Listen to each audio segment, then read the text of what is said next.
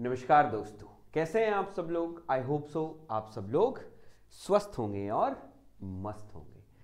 आज हम लोग डिस्कस करने वाले हैं thermal efficiency of Carnot cycle.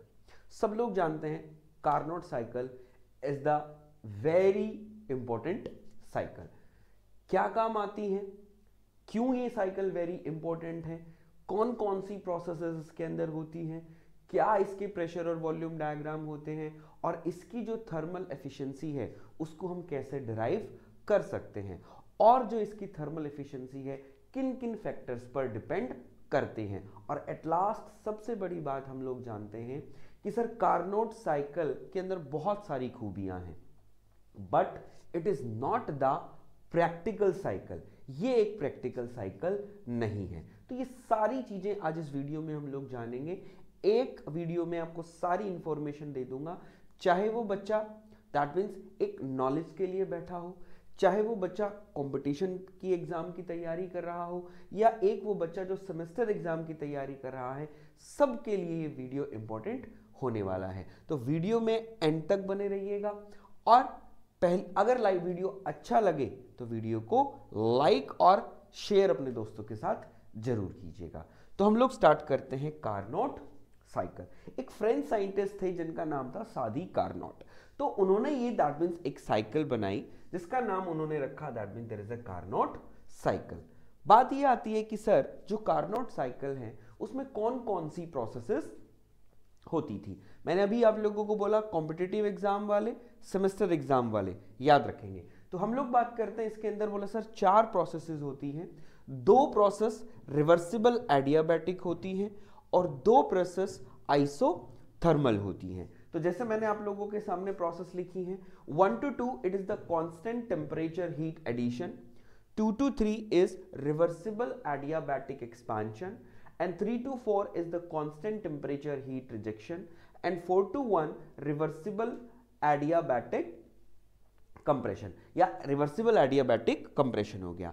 जैसे ही ये मैं प्रोसेस दिखाता हूं, मेरे बच्चों के माइंड में एक दिमाग में एक डाउट आता है कि सर एवरी टाइम यही एक सीक्वेंस रहेगा कार्नोट साइकिल की प्रोसेसेस का। नहीं मेरा बच्चा, एज फॉर योर कन्वीनियंस, अपनी सुविधा के लिए आप that means reversible adiabatic expansion से भी स्टार्ट कर सकते हैं, reversible constant pressure heat rejection से स्टार्ट कर सकते हैं। मुझे अच्छा लगा कि हीट एडिशन से मैं स्टार्ट करूंगा, इसलिए मैंने हीट एडिशन से स्टार्ट किया। आप लोगों के मन में जो भी डाउट होते हैं इस टॉपिक के रिगार्डिंग, वो भी मैं आप लोगों से डिस्कस करता रहूंगा। अब जब हम लोगों ने प्रोसेसेस यहां पर देख ली है मेरे बच्चे, तो हम लोग चलेंगे दैट मीन्स किस पर, इसके प्रेशर एंड वॉल्यूम डायग्राम पर। तो आप लोग जानते हैं कि कांस्टेंट टेम्परेचर को हम आइसोथर्मल प्रोसेस बोल सकते हैं। बताइए हाँ या ना, बोलिए हाँ या ना। बोले sir it is also known as isothermal, right. एक चीज, दूसरी चीज हम लोग क्या कह सकते हैं, रिवर्सिबल एडियाबैटिक को आप किस नाम से जान सकते हैं। बोले सर इसको हम लोग आइसेंट्रोपिक भी बोल सकते हैं। तो आप घबरा मत जाइएगा, कहीं लिखा हुआ आइसोथर्मल हीट एडिशन, तो बात वही बराबर है। गॉट इट मेरे बच्चे। बोला सर राइट, रिवर्सिबल एडियाबैटिक को isentropic expansion and isentropic compression भी हम लोग बोल सकते हैं। ठीक है, चलिए अब हम लोग चलते हैं इसके प्रेशर एंड वॉल्यूम डायग्राम पर। फर्स्ट हम लोग प्रेशर एंड वॉल्यूम डायग्राम करेंगे, उसके बाद हम लोग टेम्परेचर एंड एंट्रोपी डायग्राम देखेंगे। तो मैंने आपको क्या बताया, 1 to 2 हमारा क्या है, it is the isothermal heat supply. तो आप लोग जानते हैं कि जब प्रेशर और वॉल्यूम डायग्राम होता है तो उसमें आइसोथर्मल और एडियाबैटिक कैसे आते हैं, कर्व आते हैं। तो आप लोगों को दिखा that means there is a 1 to 2 क्या है आपका, 1 to 2 जो है 1 to 2 बोला गुरुदेव मेरा क्या है, कर्व है। तो ये क्या हो जाएगा, it is isothermal heat supply. उसके बाद हम लोग चलते हैं that means there is a 2 to 3। 2 to 3 हम लोग क्या देख रहे हैं, प्रेशर डिक्रीज वॉल्यूम इंक्रीज। तो हम लोग यहां पर देख सकते हैं क्या, बोले sir it is what, it is expansion. ये आपका क्या कहलाएगा, ये आपका क्या कहलाएगा भैया, ये वाला सर मेरा होगा एक्सपेंशन, जिसको मैं बोलूंगा it is PV gamma is equals to what, constant, right. उसके बाद हम लोग करते हैं बात, बोले sir there is a 3 to 4। 3 to 4 में आप लोग क्या देख रहे हैं, बोले sir it is what, it is heat rejection. तो हम लोग क्या कह देंगे 3 to 4 में, इट इज व्हाट, बोले sir it is my heat rejection, हम लोग इसको बोलेंगे। और 4 to 1 में हम लोग क्या कह देंगे, बोले sir it is my compression, ये मेरा क्या है, कंप्रेशन है, और ये भी कैसा है, it is reversible adiabatic. Got it मेरे बच्चे, it is reversible adiabatic. Clear है, चलते हैं अब नेक्स्ट हम लोग चलते हैं, ये हमारा क्या हो गया, बोले sir it is my pressure volume diagram of Carnot cycle. अब हम लोग चलते हैं हमारे टेम्परेचर एंड एंट्रोपी डायग्राम पे। जब टेम्परेचर और एंट्रोपी डायग्राम में बात करेंगे तो हम लोगों को पता आइसोथर्मल है, तो एक स्ट्रेट लाइन हमारे पास यहाँ पर आने वाली है, यहाँ पर स्ट्रेट लाइन हमके पास आने वाली है, तो ये हम लोग क्या कह देंगे, बोले sir it is my heat supply. 2 to 3 आपका एक्सपेंशन हो जाएगा। अगेन मैं बोलना चाहूंगा भैया, बोले sir 3 to 4 my heat rejection and 4 to 1 आपका क्या हो जाएगा, कंप्रेशन हो जाएगा। Got it. तो ये हमारा टेम्परेचर एंड एंट्रोपी डायग्राम हो गया। एक बात और मैं आप लोगों को बता देता हूं कि आप लोगों को दिख रहा होगा कि ये क्या है, एक रेक्टेंगल है। अगर हम अपनी देसी भाषा में इसको बोलना चाहें तो मैं इसको बोल सकता हूं एक डब्बा आपको दिखाई दे रहा है, दैट मींस 2D, राइट। तो एकमात्र थर्मोडायनेमिक्स में एकमात्र एक कार्नोट साइकिल एक ऐसी साइकिल है जो टेम्परेचर एंड एंट्रोपी डायग्राम पर क्या बनती है बेटा, डब्बा बनती है। मैं क्या कर रहा हूं, I repeat, Carnot cycle thermodynamics में एकमात्र एक ऐसी साइकिल है जो टेम्परेचर और एंट्रोपी डायग्राम पे डब्बा बनती है। तो याद रखिएगा, अगर डब्बा है टेम्परेचर एंट्रोपी डायग्राम पे है तो आंखें बंद करके बोलिएगा कि सर ये कार्नोट साइकिल है। गॉट इट, यहां पर हो गया। अब हम लोग आते हैं कि सर इसकी थर्मल एफिशिएंसी, आफ्टर प्रोसेस करने के बाद हम इसकी थर्मल एफिशिएंसी फाइंड आउट करते हैं। तो जब इसकी थर्मल एफिशिएंसी की बात बेटा यहां पर की जाती है तो thermal is related to what, बोले sir thermal is related to heat. तो हम लोग एफिशिएंसी क्या कहते हैं, बोले sir it is output upon में हीट इनपुट डिवाइडेड बाय हम लोग क्या कह देंगे, बोले sir there is a heat supply. तो thermal is related to heat, तो हम लोग क्या कह देंगे कि W नेट अपॉन में हीट सप्लाई। Got it. अब हम लोगों को पता है कि sir according to first law of thermodynamics for a cycle, Carnot cycle एक साइकिल है, तो for first law of thermodynamics for a cycle summation of heat is equals to summation of work आप लोगों का यहां पर होता है। तो बेटा मैं W नेट को इस फॉर्म में लिख सकता हूं, it is QS minus QR। बोले सर डेफिनेटली लिख सकते हैं, according to the first law of thermodynamics it is equal the net heat transfer is equals to the net work transfer, right. अब अगर जब इसको इस तरीके से हम लोग लिख सकते हैं तो इसको बोला गुरुदेव हम इस तरीके से भी लिख सकते हैं, right, 1/QR divided by 1/QS। Got it. तो ये हमारे पास हो गई, बोले sir this is my equation number 1। हम लोग इसको देते हैं this is my equation number 1, ठीक है। अब अगर मैं कार्नोट साइकिल के अंदर हीट रिजेक्शन निकाल दूं और हीट सप्लाई निकाल दूं और दोनों को यहां पुट कर दूंगा तो that means then we get thermal efficiency, बोले सर राइट। तो अब हम लोग क्या करते हैं, सिंपली हम लोग क्या करेंगे, that means there is a heat supply और हीट रिजेक्शन हम लोग निकालेंगे। तो वेरी सिंपल, अगर आपको हीट दैट मींस निकालनी हो तो आप लोग किस डायग्राम का यूज करते हैं, तो बोले सर अगर हम लोग हीट अगर हमें निकालनी हो तो हम टेम्परेचर और एंट्रोपी डायग्राम का यूज करते हैं, और अगर आपको वर्क निकालना हो तो बोले सर वर्क निकालते हैं हम प्रेशर एंड वॉल्यूम से, राइट राइट। अब आप लोगों को याद होगा टेम्परेचर और एंट्रोपी डायग्राम में जब भी हमारे पास कोई टेम्परेचर और एंट्रोपी डायग्राम होता है उस पर हमें किसी भी प्रोसेस के रिगार्डिंग हीट ट्रांसफर निकालना होता है तो हम लोग क्या कहेंगे कि सर उस प्रोसेस को हम लोग क्या कर देते हैं, एंट्रोपी एक्सिस पर प्लॉट कर देते हैं, और एंट्रोपी एक्सिस पर प्लॉट करने के बाद उसका जो एरिया आता है वो एरिया रिवर्सिबल हीट ट्रांसफर के बराबर होता है। लाइक जैसे मुझे निकालना है हीट सप्लाई और हीट रिजेक्शन, तो मैं सिंपली आप लोगों को बता दूं मेरे बच्चा, अगर मुझे हीट रिजेक्शन निकालना है तो मैं क्या कहूंगा, हीट रिजेक्शन मेरे पास ये है, गुरुदेव बिल्कुल। तो मैंने क्या किया, इस हीट रिजेक्शन को क्या कर दिया, बोले सर इसको मैंने यहां पर प्लॉट किया, मैंने इसको इस रिजेक्शन को यहां पर प्लॉट किया। जब यहां पर प्लॉट करूंगा तो मैं कहना चाहूंगा मेरे पास कौन सा एरिया आएगा भैया, मेरे पास जब मैंने इसको प्लॉट किया था area under the curve projected on the entropy axis, तो मैं कहना चाहूंगा ये जो एरिया है इसको लिख के कर सकते हैं, दैट मींस इसको मैं बोल दूंगा 5 और इसको मैं बोल दूंगा सपोज दैट 6। तो मैं क्या कह दूं, बोले सर QR जो है वो किसके बराबर होगा, बोले sir area of what, area of area of 4, 5, 6 और 3। अगर मैं ये एरिया निकाल देता हूं, एरिया ऑफ 4, 5, 6, 3, वो मैं कहना चाहता हूं हीट रिजेक्शन के बराबर होगा। बोला सर हाँ सिंपली है, तो ये एरिया आप आराम से सिंपली निकाल सकते हैं, ये एरिया आप सिंपली निकाल सकते हैं। बोले सर बिल्कुल ये मैं एरिया सिंपली निकाल सकता हूं। तो यहां पर अब एक चीज और नोट करने की यहां पर है, अब आप देख सकते हैं 2 to 3 क्या है, it is the reversible adiabatic. Isentropic का मतलब हम लोग क्या लिख सकते हैं यहां पर, it is S3 is equals to what, S2। और यहां पर हम लोग क्या लिख सकते हैं, बोले sir it is S1 is equals to what, S4 लिख सकते हैं डेफिनेटली। अब हम लोगों को निकालना है, ये एरिया निकालना है, तो एरिया क्या है, इसका एरिया निकाल देंगे। ये एरिया आपको क्या दिखाई दे रहा है, बोला sir it is rectangle. Rectangle का एरिया क्या होता है, बोला सर लंबाई गुणा चौड़ाई। तो हम देख सकते हैं ये हमारी क्या हो गई, चौड़ाई, और ये मेरी क्या हो गई, लंबाई। तो अगर मैं QR को लिखना चाहूं तो मैं QR को ये लिख सकता हूं, बोला sir it is TL into what, भाई ये हमारी चौड़ाई हो गई और ये मेरी लंबाई हो गई। तो मैं लिख सकता हूं यहां पर, तो यहां पर मैं लिख सकता हूं क्या बताइए, बोला सर यहां पर हम लिख सकते हैं क्या, बोला sir it is S3 minus S4। भाई यही आपको निकालना है, यही वाला पार्ट आपको निकालना है। तो यहां से यहां तक आपका S3 हो गया, यहां से यहां तक S4 हो गया। आपको बीच वाला चाहिए तो हम क्या करेंगे, S3 में से ही घटा देंगे, मेरे पास ये आ जाएगा। That means TL is equals to S3 minus S4। तो आपका QR क्या आ गया, TL into S3 minus S4।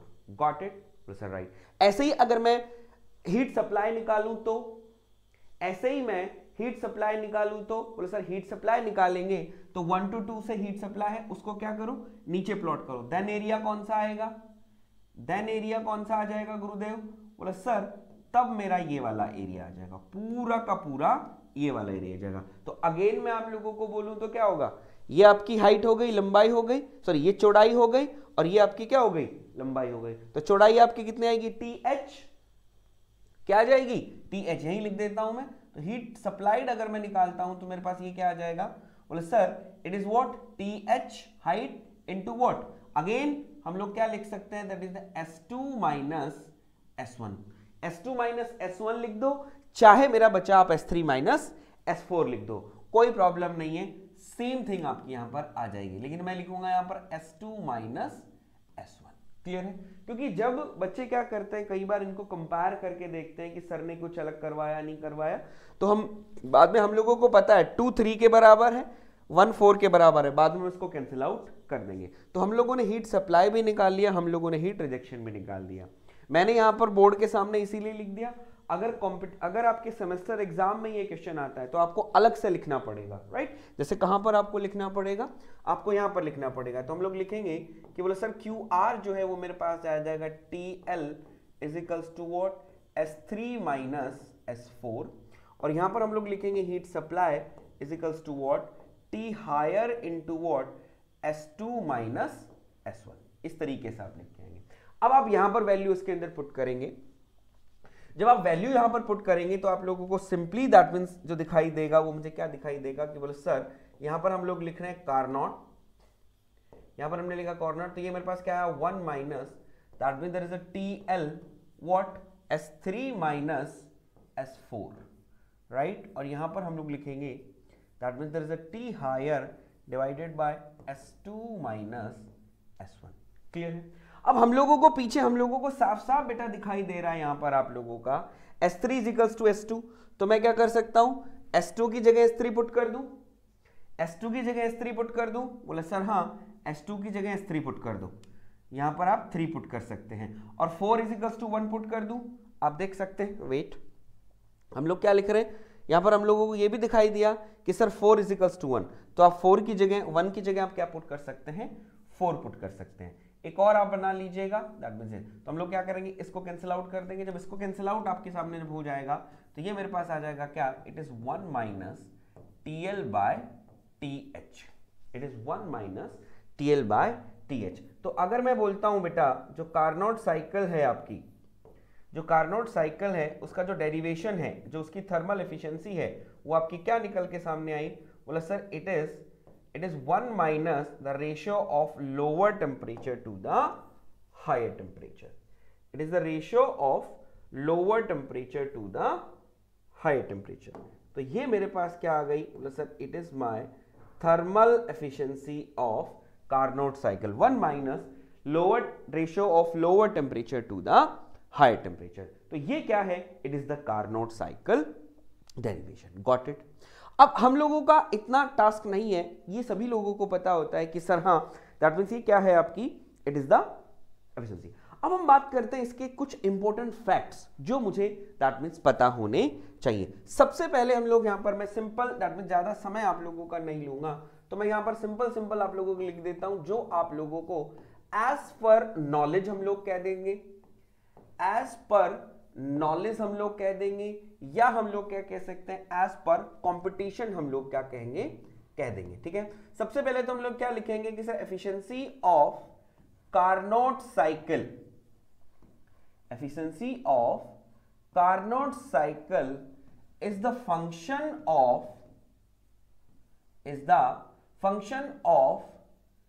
temperature limits only, temperature limits only. आपको दिख रहा होगा TL अपॉन में TH। बेसिकली आप लोगों ने देखा होगा TL और TH हम लोग क्या कहते हैं, these are the source and sink temperature. तो बेसिकली ये किस पर डिपेंड करता है, function of temperature limit and the limits of what, heat rejection और हीट सप्लाई हम लोग बोल सकते हैं। अब कई बार बच्चे बोल देते हैं sir what is the temperature limit, तो हम लोग क्या कह देंगे sir it is the limit of heat supplied and heat rejection, right. एक बात। दूसरी बात हम लोग क्या कह देंगे बेटा, अगर दूसरी बात मैं आप लोगों को यहां पर बताऊं तो यहां पर सिंपली हम लोग कह सकते हैं कि that means Carnot cycle has maximum efficiency among all practical and ideal cycle, practical and ideal cycle. जो आपकी कार्नोट साइकिल है उसकी एफिशिएंसी बेसिकली बेटा क्या होती है, मैक्सिमम होती है। जितनी भी साइकिल आप दैट मींस बोलते हैं कि सर प्रैक्टिकल में तो है ही, अब कई बार दैट मींस होती है कि सर कुछ आइडियल साइकिल्स भी हम लोग देखते हैं। तो जो भी आपके पास आइडियल साइकिल हैं या जो भी आपके पास प्रैक्टिकल साइकिल हैं, सभी साइकिलों की एफिशिएंसी दैट मींस कम होती है किससे, कार्नोट साइकिल से। वो क्यों होती है, क्योंकि बेटा इसका जो एफिशिएंसी होती है सिर्फ और सिर्फ टेम्परेचर का फंक्शन होती है और किसी का भी फंक्शन नहीं होती। बोलो सर एग्जांपल, जैसे हम लोग क्या कहते हैं कि आप लोगों को पता है कि सर हम लोग हमारा जो एक हमारी बाइक है, हमारी गाड़ी है, एक हीट इंजन पे काम करती है। अब हीट इंजन एक साइकिल पे काम करता है, तो साइकिल के अंदर हम लोग एक वर्किंग फ्लूइड यूज करते हैं। तो ऑब्वियसली बात है वर्किंग फ्लूइड पर भी डिपेंड करती है।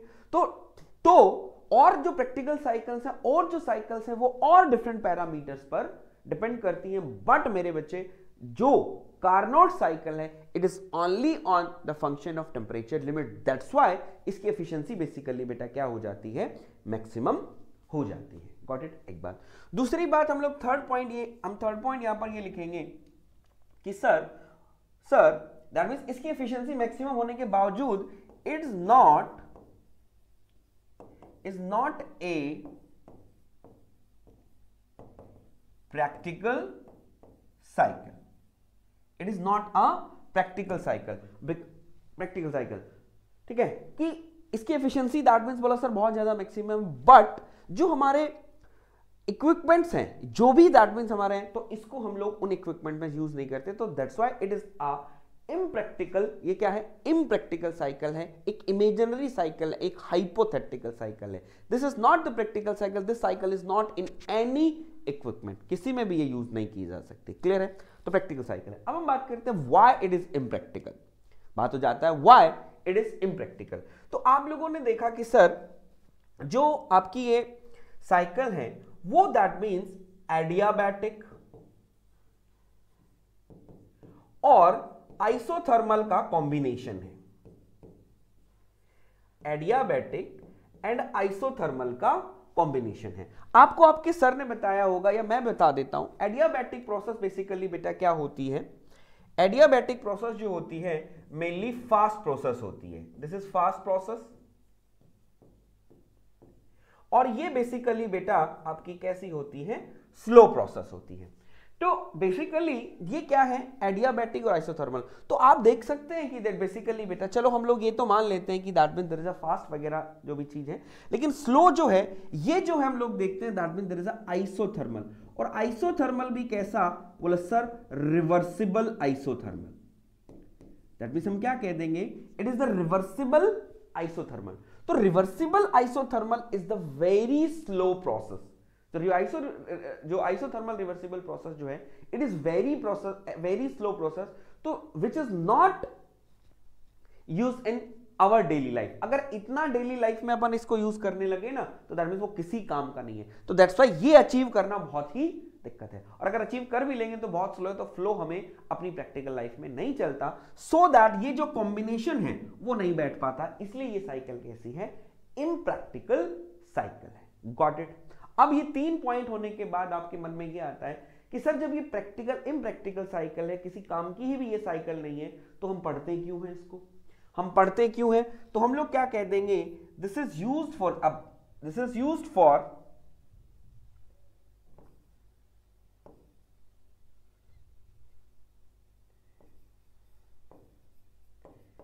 cycle is used for compare other cycle, compare other cycle. भाई ऑब्वियसली बात है, हम लोगों को किसी का कंपेयर करना है तो हम लोगों को अदर साइकिल्स, मतलब कंपैरिजन के लिए कोई ऐसा साइकिल चाहिए जो बेस्ट बेस्ट हो, तो हम लोग क्या करते हैं, इस साइकिल को कंपैरिजन के यूज करते हैं। Got it. तो होप सो मेरा बच्चा आप लोगों को कार्नोट साइकिल के बारे में ईच एंड एवरीथिंग क्लियर हुआ होगा। तो वीडियो अगर अच्छा लगा तो लाइक जरूर कीजिएगा, और अगर पहली बार चैनल देख रहे हैं तो चैनल को सब्सक्राइब जरूर करें। और भी कुछ अगर इंटरेस्टिंग दैट मींस बातें जाननी है कार्नोट के बारे में, तो मुझे सजेशन दीजिए कि सर ये वीडियो हम लोगों के लिए बनाइए, तो वीडियो आप लोगों के लिए बनाऊंगा। तो आज के लिए इतना ही रखता हूं, मिलता हूं नेक्स्ट वीडियो में, तब तक के लिए राम राम, नमस्कार।